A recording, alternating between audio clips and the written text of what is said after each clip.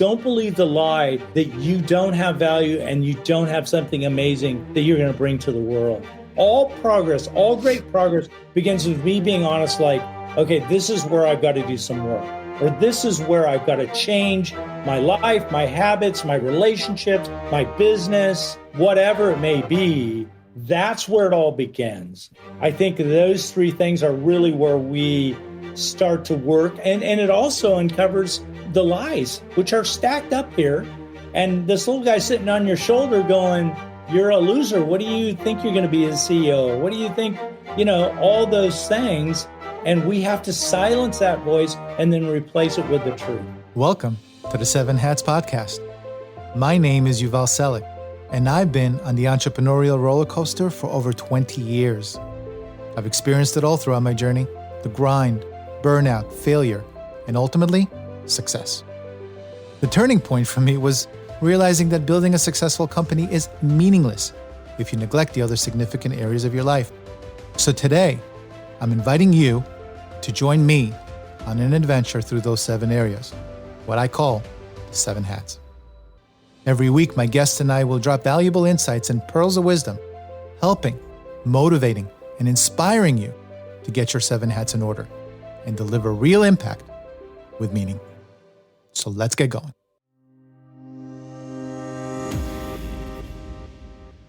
Welcome, 7 Hatters. Today, we dive deep into hat number 1, the soul, as my guest Scott Ballard addresses the lies we tell ourselves, how to face the truth behind those deceptions, discover self-acceptance, and create a better, more fulfilled life.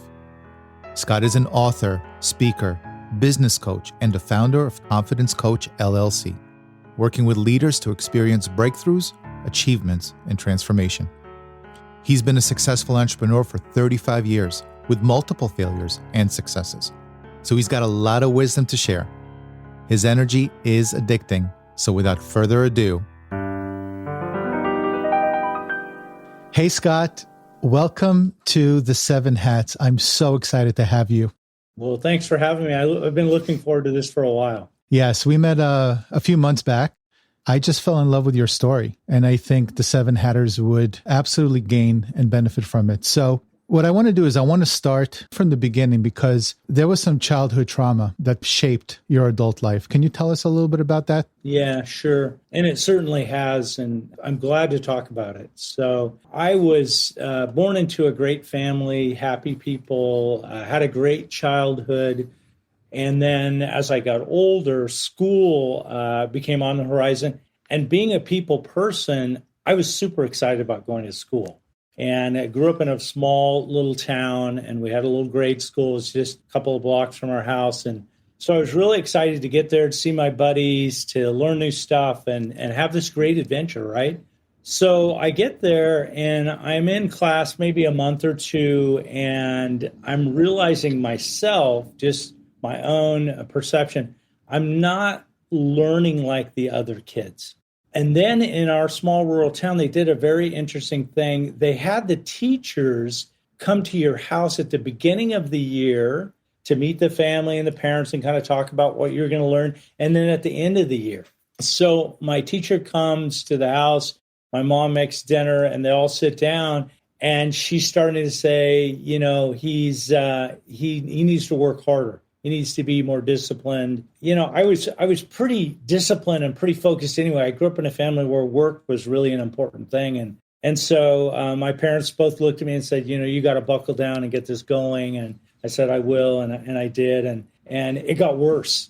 Got to the point where my teacher took my desk from the row of class back in the 60s, had the desk like that, took my desk and put it in the back corner, faced it toward the corner, and said, you're stupid, you're a dunce, and you'll never be anything. Wow. And so I'm 7 years old, and I'm like, oh, wow, this is a really bad start to life, because I'm going to be in here forever. At first grade, it seems like college is like forever out there. And it just sent me in a spiral because I believed her. I believed the lie of her labeling me as stupid and dumb and never going to be anything, never going to do anything with my life. And that was a bad choice on my part. And it started spiraling down towards suicidal thoughts, towards running away from school, running away from home, all kinds of health problems, and just put me in a tailspin. I had to go back. She came at the end of the year to my parents' house, and to my greatest dread, my worst nightmare, she said, he needs to do first grade over again. So immediately what comes to my mind is the shame of my buddies that I grew up with in the neighborhood. Like, they're going to second grade and I'm going to do first grade again. Well, first grade, the second time was worse than the first time. And I did worse because they didn't know what the problem was. Because back in the 60s, dyslexia was not really a known thing. And so I trudged that second year, became very suicidal, and just really struggled with my identity and why am I here and what's my value. It was the worst season of my life. I mean, at 7 or 8, to be thinking about, ending your life. And I grew up in a rural area where there was hunting and fishing. And so we had guns and, the things were around. And I really contemplated that. I had 2 parents and a grandmother. She was 4'11", little Irish gal. And she would say to me, she would grab me by the scruff and she'd say, Scotty, there's a plan for your life. God has a plan for your life. Like there's a reason you're here.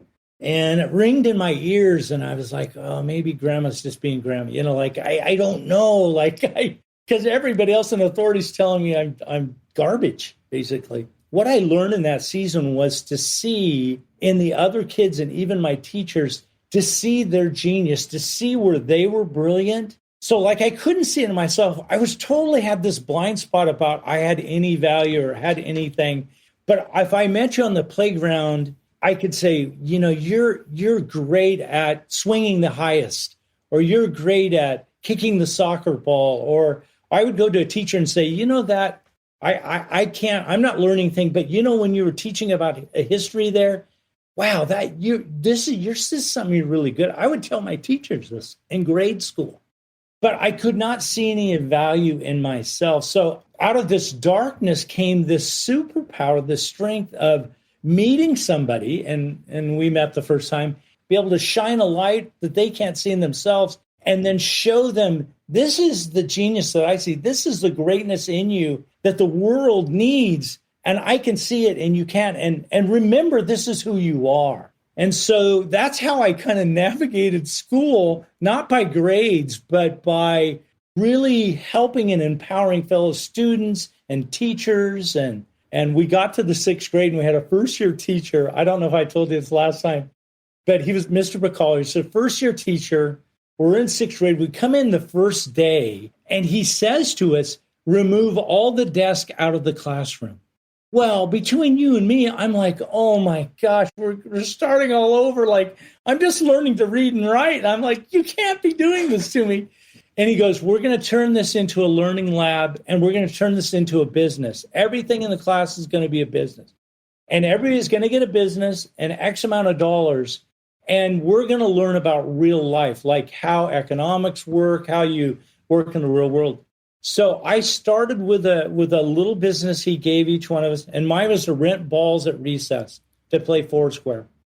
So I just was fascinated by this, and I saw other opportunities. By the end of the year, to make the long story short, I owned pretty much every business in the class, and I had all the money, but I couldn't read or write for the life of me, And I was flunking through school, and I remember Mr. Bacall saying, "Hey, don't believe the lie," and this is where we get to the lies and the truth. Don't believe the lie that you don't have value and you don't have something amazing that you're going to bring to the world. And I'm eternally grateful to him. He went on to be a principal at a very exclusive private school up in Seattle and had a great career. But, that's where I thought, okay, this is how I'm going to get through school. And what I'm going to do afterwards, I'm going to figure out how to do business, because there's something in my wiring where I could see things and opportunities that others couldn't see. So there's a lot to uncover there. So you bought into, as you were growing up, others' opinions of who you were. So you bought into the failure, right?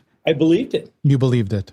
And it's funny because some kids who are bullied, they turn to humor. Yeah. But exactly. You turn to inspiration. Yes. Which is interesting, to protect yourself. Yes. I didn't receive encouragement. This is the way I say it to people now. I didn't receive any encouragement from my family, but I knew the value of encouragement could make such a difference that I wanted to give it as a gift to everybody. Yeah. Did your parents know about all of this? Have you, when you were contemplating suicide, did you tell them what was happening? Well, my mom actually caught me in the backyard trying to arrange that to happen at 7.5 years of age. Really? I mean, she walked around the back of the house and I was trying to figure out how I was going to do this. She knew, she goes, no, like, we're going to figure this out. Like, this is, they knew I was struggling. I mean, I was running away from school. I was running away from home, and they were trying to piece it together. But, when you're in a small rural town, there's not the resource. I mean, and they my dad's the hardest working guy I've ever known, but they didn't have any money to go to some specialist in some big city, or, we had to make do there. Yeah. So she intervened, she knew. And I think that for her was like the awakening of the seriousness of it. And what did she try to do to help? Well, love is the answer, right? I mean, yeah. She unconditionally loved me, believed in me like I've never had another human before. Like, no matter what evidence I brought to her, meaning report cards or papers or what other people said, she and my grandmother and even my father very quietly would say, no, there's something here. There is something in this pain that is going to be a blessing, there's going to be something out of this. I don't know what it is, but there's something for you. So as you were growing up, did you retain any sense of hope or feeling of success at all into your young adulthood?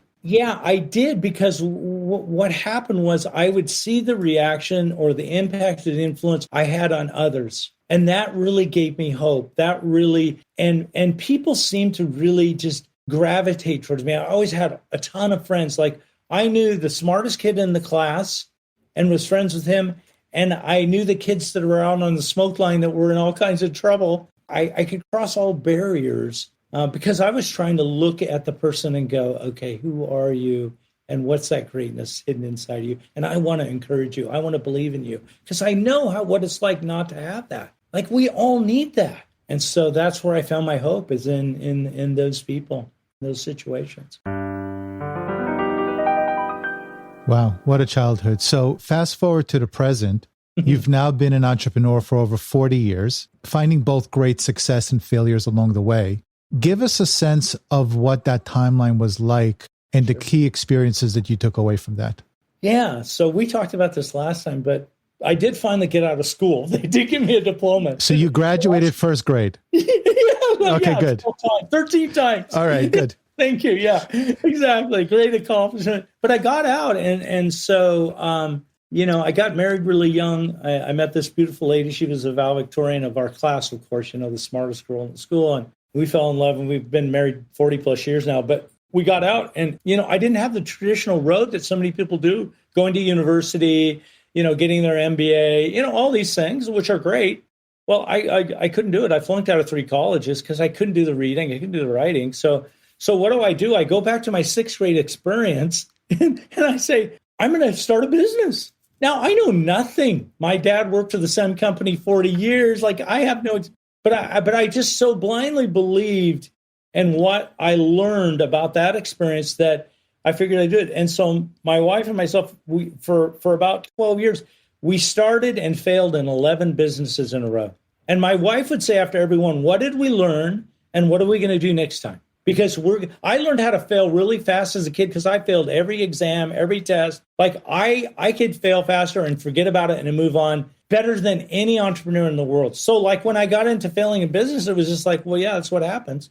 That's how we learn. That's how I've learned to learn, right? Yeah. And so we just plowed through that. Well, the 12th one, totally industry I'd never been in, a whole story of even getting in the industry. You had to go to school, take a test. I should have never been able to pass. I passed by 1 point. And so we went into the insurance business with $100 at our kitchen table. Within 5 years, we were the 3rd largest seller of that product in the United States. We operate in 42 states. And it just happened. But everything fell into place. And what that business was really about finding people's genius, their greatness, their ability, and then putting them in a situation where they could succeed, where it was their greatest strength. And we built an organization that did that. and knew nothing about the industry, but we knew people. Like I knew people, and I knew if you put them in the right situation, they would succeed.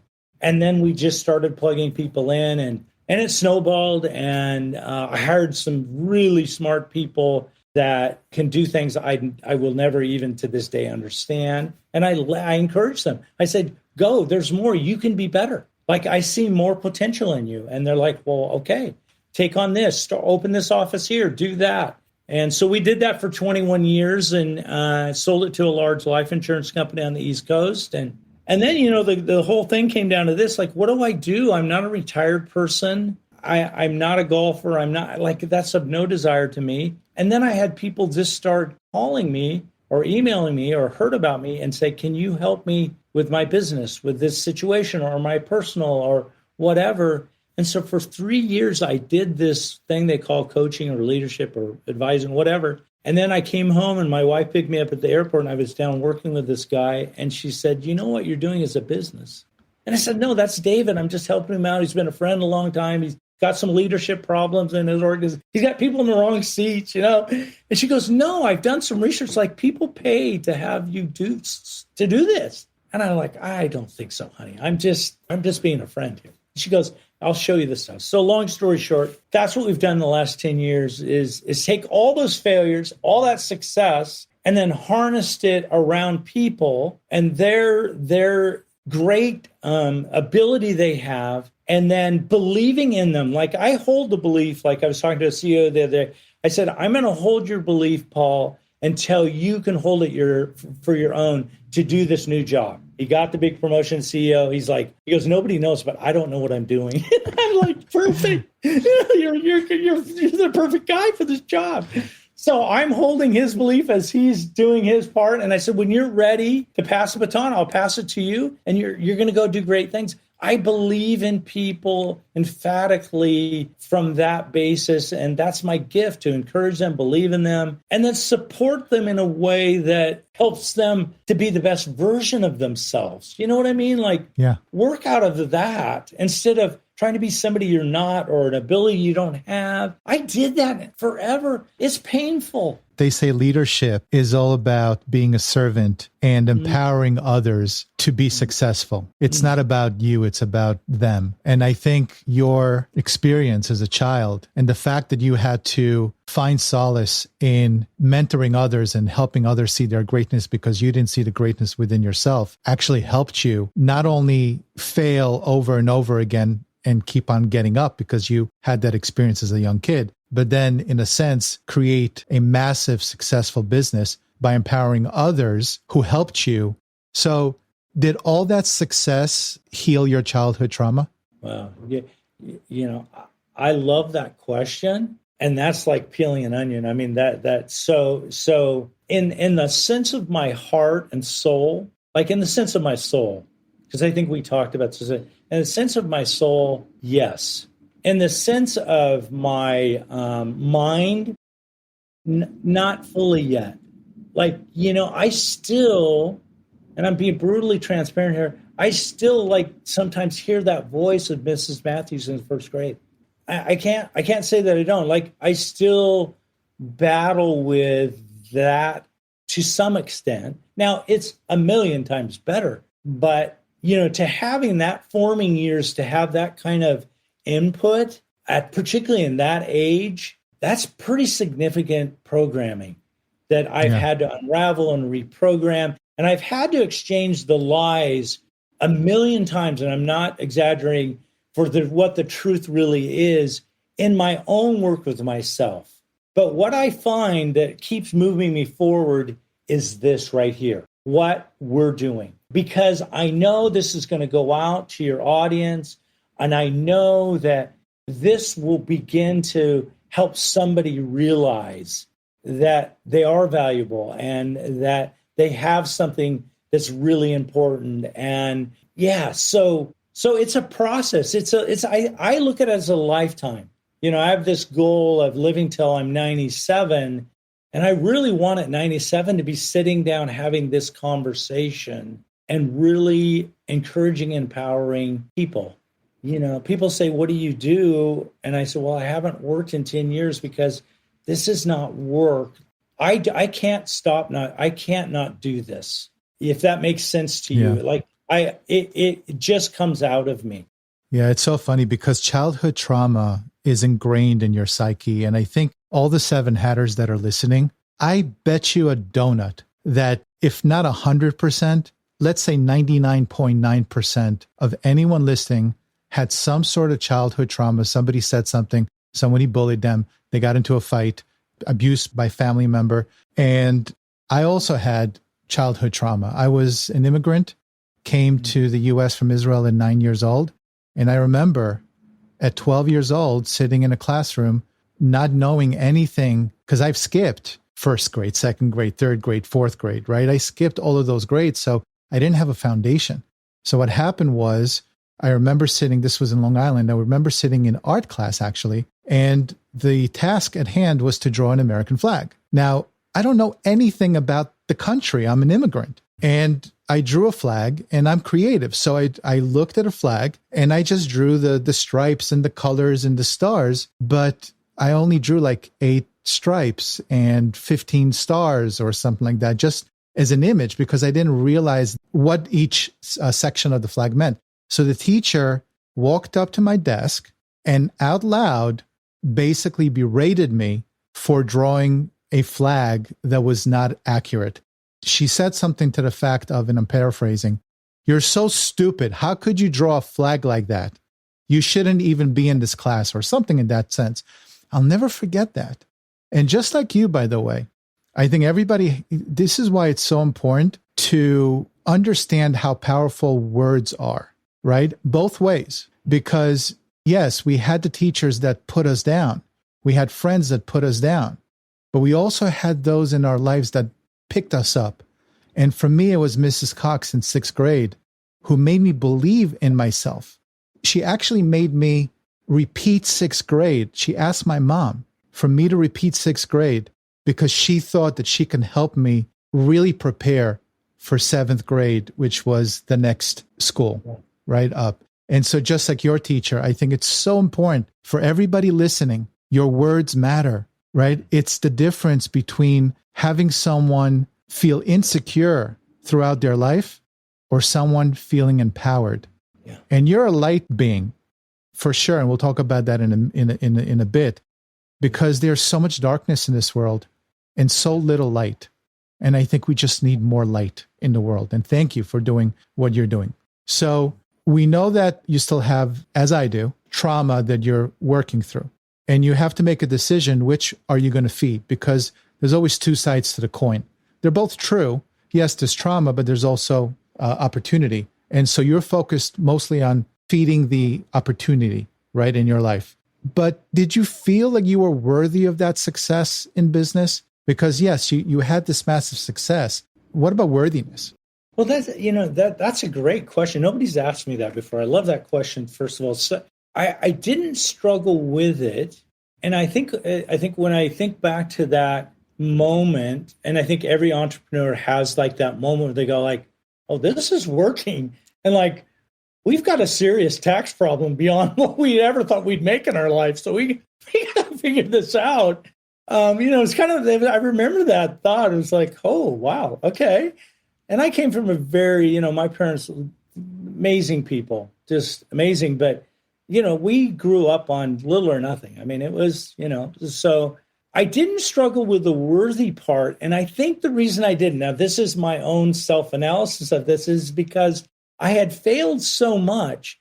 I became convinced that if I would just keep failing, eventually, just out of persistence, just out of sheer luck, if whatever you want to call that, it was going to happen.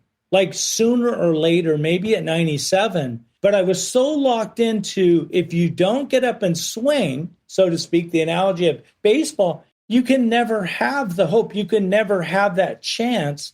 And mine just happened to be the 12th time taking the swing. So I didn't really struggle with the worthy part. I just thought, well, yeah, it was eventually going to happen. It just happened to be this one. Because if that would have folded up a year later or 2 or 3 or whatever, I would have just went to the next thing. I mean, I was so entrenched in not being stuck. I call it stuckness in failure, that I just automatically, 24 hours is what I always gave myself to like feel bad and pity party, all the stuff we all do. And then I'd be like, okay, that's good. So let's go back and take another, shot at it. And so I didn't struggle with worthiness. I did get concerned at times about messing it up. And then I would always go back to, okay, what made it work the first day, the first month, the first quarter, the first year? Like, what was I doing? And I would always migrate back to that. And it was the secret sauce. It was people in the right seats and people with the belief of their leader behind them unequivocally. You fail with me as your leader, and I'm standing up cheering, going, yes. What did we learn? What are we going to do next time? And you've got this. Like, you're going to be great. I'm relentless about that with my people. Like, I don't care how. In fact, the better the failure, the better the learning. And that's the mark of a true leader. So obviously you have drive and ambition in spades. So Frank Sinatra said, the best revenge is massive success. Do you think that your drive and ambition to succeed came as a result of trying to prove something to those who knocked you down as a child? Yeah, it has. Now, not to a specific person. I don't want to make this about a specific person, but to the world, absolutely.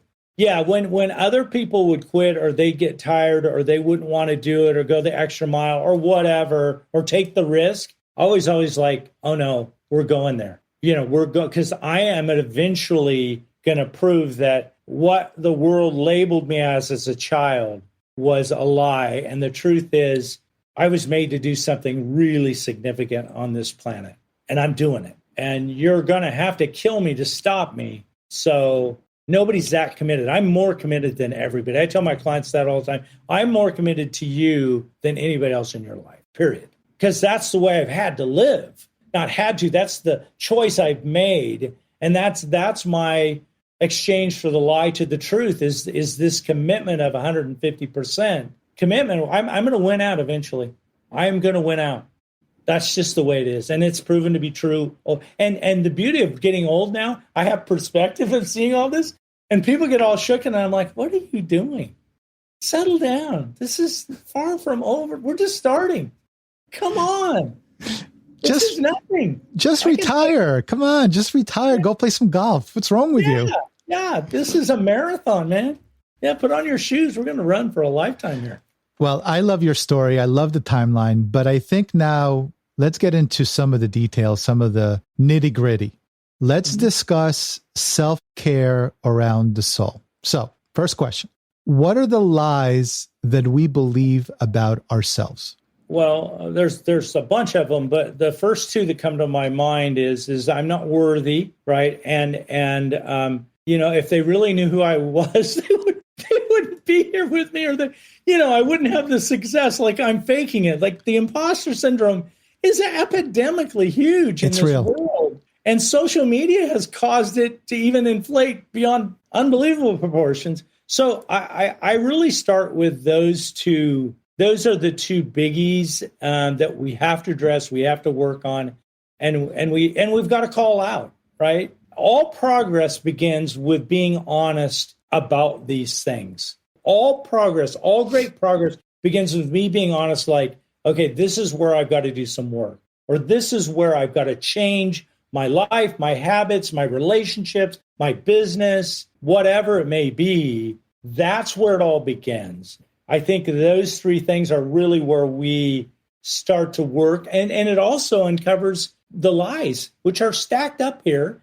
And this little guy sitting on your shoulder going, you're a loser. What do you think you're going to be as CEO? Or what do you think, all those things. And we have to silence that voice and then replace it with the truth. I think most entrepreneurs feel that successful entrepreneurs don't have the voice that states that they're not good enough, or the imposter syndrome voice. But they do. Everyone does. Everyone does, no matter who you are. Yeah. You know what it took to get a podcast out for me? On a daily basis, contemplating, should I do it? Should I not do it? Should I do it? Should I not do it? Who am I? There are a million podcasts out there. Why did I need another one? And it was back and forth, and you need support in your life, the relationships, which is why, it's hat number 3.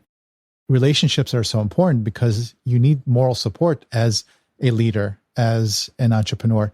So how do those... Can I say one thing Sure. about that too? Here's another point. So I was talking to the CEO of one of the largest companies in the world. So he called me. I've known him for a number of years. My wife and his wife and the 4 of us have traveled together. But huge company, 1 million plus employees. And he says to me, he says, Scott, he goes, I'm lonely. And I said, what? And he goes, I'm lonely. He goes, I don't have anybody that I can talk to that understands and will really listen to me and really love and accept me. And I'm like, whoa, okay. And he goes, yeah, he said, being the CEO of this is the loneliest job in the world because everybody that works for me wants something or trying to manipulate up the ladder or whatever. And everybody outside wants us to do business with them or wants, access to something or whatever. And he goes, I don't have anybody to talk with. And right now I have to decide whether I'm going to let 100,000 people lose their jobs or not. So loneliness is a huge thing that I'm running into just all the time now. These leaders that are lonely, I mean, it's a whole thing. So we become that listening arm for them. We become that listening place that's safe and secure and non-judgmental and reaffirming, and we remind them of who they are and what they can do and why they're doing it, like over and over, like a mantra. It's like, this is why you're here. And we listen to them even when it doesn't make sense because they just need to get it out. And the way we make impact and influence on people is that. And we become that person. And that's huge. I had never understood that value till the last 2 years. Yeah. I'm sure you're not shocked that 70% of entrepreneurs have mental health issues and are depressed. I think it may be higher than that. Probably higher. Those are the entrepreneurs that admitted it on the survey. Yeah. Right? The other 30 are lying. The other 30 are lying. So how does your internal voice affect the other areas of your life? So for example, your relationships, your health, your career, maybe even your connection to the divine. Well, everything.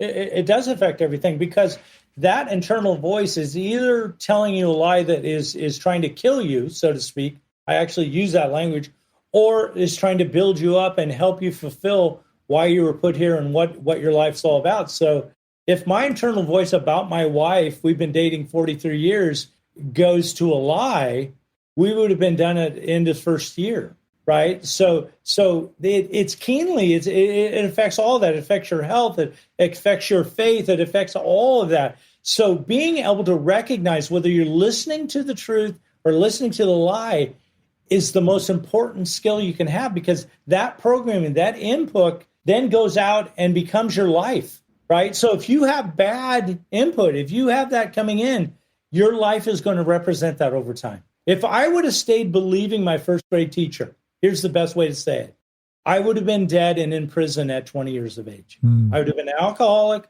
a drug addict, and I would have been in prison. No doubt about it. Yeah. If I would have believed the label, that the identity that they said that I was.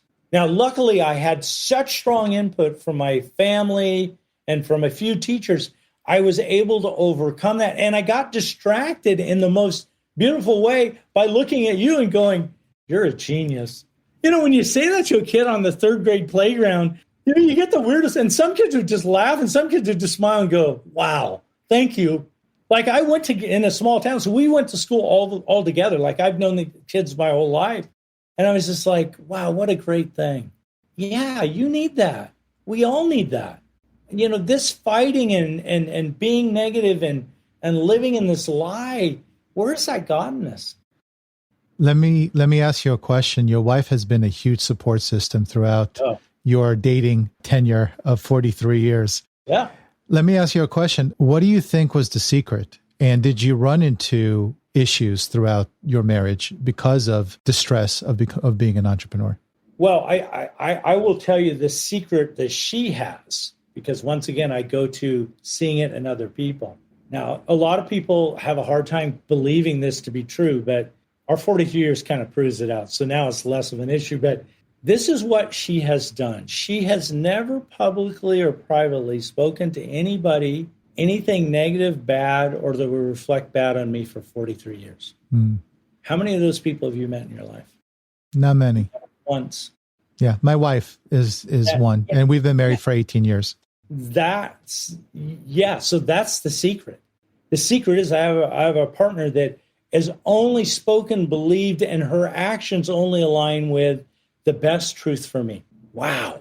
For 43 years, not 43 days, not for 4 years, not for, we meet these young kids that are married and they're like, we're 7 years. And we're done. I'm like, what?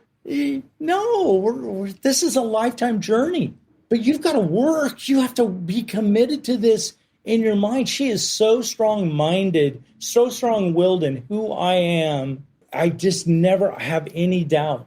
Like if everybody beats me up, let's say there's a day, it all falls down.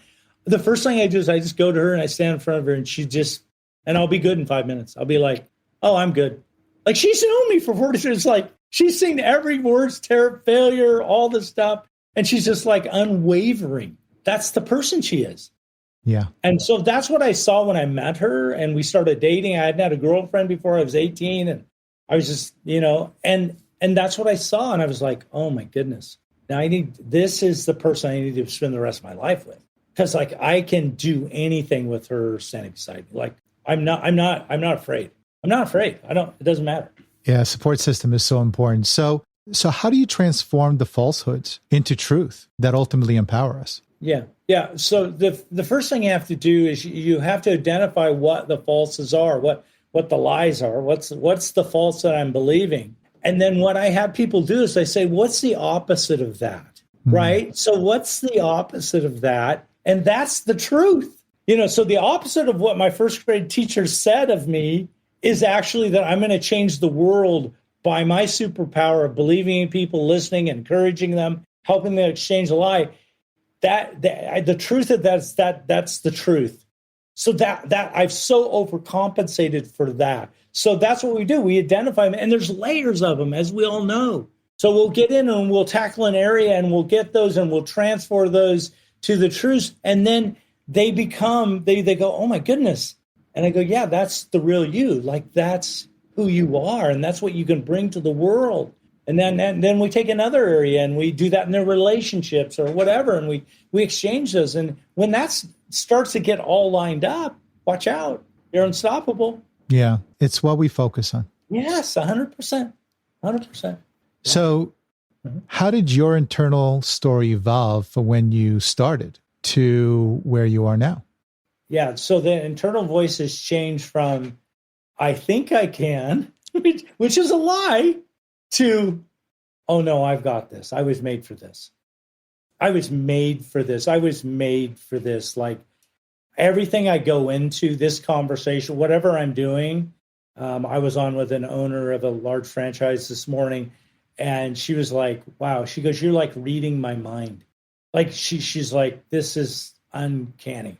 Like this never has happened in my life. And I'm like, well, this is what I do. This is my superpower. This is this is who I am, and this is how I change the world. And from the I think I can to I was made for this. I love that. So you feel successful now? In the process, because I'm living to a continuum of 97, so I still have a good 35 years where I can grow. And if I look back and I really count where I've been to where I'm at, in 35 years, watch out. So what does success look like to you? Somebody's life transformed. I think you've already done that multiple times over. You might want to look at some other success matrix or just go retire and play some golf. It never gets old. It's kept me young because it's a high. It's this internal thing when you're in the zone, like sports people talk about that. Like, I totally get that now. I was like, I got off that call this morning and I was like, that was 90 minutes in a minute just on it. And I was just like, okay, wow, I want to do more of this. Like, it's a healthy addiction. Isn't it amazing how those chemicals that are released in your brain when you help someone achieve success empower you in ways that no drug can, It's an incredible feeling, which is why I do what I do. I wake up in the morning looking to help, looking to give, looking to add value, because it feeds me, and it does to you as well. So let's tell all the 7 Hatters the latest that you've been up to and how they can connect with you. Yeah. So what I've been up to is having these conversations around the globe. So we're doing some work in Europe now, which, I'm a poor kid from a nowhere town in Southern Oregon, and I'm talking to these leaders in Europe and these other places, and I'm like, do they know who I am? Like, I'm nobody. And they're, and so that's what we're doing now. We're like, with technology and the beautiful world we live in now, it's 8 billion people, right? So we have access to all that. So we're doing a lot of that. And then obviously I'm always looking for the person that is ready. And here's the key to this: ready to really do the work, to make the commitment, to take their life and be the best version of self to the next level, and is willing to believe that I can help them do that. That's key. It's not the message, it's the messenger. And if you tap into that energetic vibration of someone that's in line with you, magic happens. So how could the 7 Hatters connect with you? Where do they go? Yeah, we're at confidencecoach.org. Confidencecoach.org. There's a little button. It's not sophisticated. I do this now. It's limited, so I have to tell people now. I actually do an hour with people, and I full out coach them like they're paying me, and like the whole thing. Like, I full out coach them as hard as I can. And I do that for people. And then we both sit back and go, is this something? Is it not? I'm not for everybody. I'm not trying to say I am, but who I'm for, it's life-changing. So that's the way to actually have a one-on-one with me. Yeah, that's kind of it. This is what I do. So it's not some massive marketing thing. We're not trying to email 10 million people. We just had the greatest month we've had in our coaching business the last 3 weeks. You're a wonderful human being. I'm honored to know you. Mm-hmm. Scott, thank you so much for blessing the 7 Hatters with so many nuggets of content and valuable information that they can take with them. At the very least, if someone just questions their false beliefs after this episode, everything's worth it. If that one person just looks at their life and says, you know what, maybe I have false beliefs, let me look into that, and changes their life, you have done a marvelous job. Thank you so much, Scott. Awesome. I hope that you enjoyed my conversation with Scott. Let's end for today with a segment of the show that I refer to as, what can we hang our hat on? And here's my takeaway.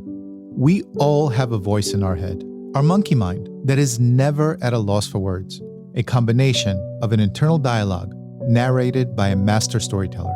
At times, it is a positive voice, a voice we rely on to help guide us. However, this internal voice can be negative, convincing us of our unworthiness of what life has to offer. A recent survey reminded us that more than 70% of entrepreneurs struggled with negative thoughts and mental health issues, such as depression and anxiety.